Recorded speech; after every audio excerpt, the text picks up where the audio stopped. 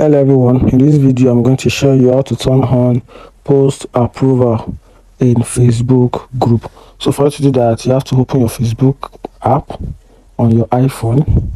Then you're going to tap at the menu icon. Then you're going to tap on group. Once you tap on group, then you move up here and tap on your groups.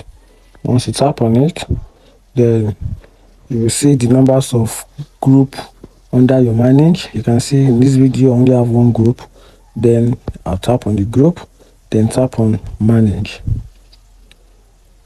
Then once the page is, when the group is opened, then you scroll down a little, then you tap on group settings.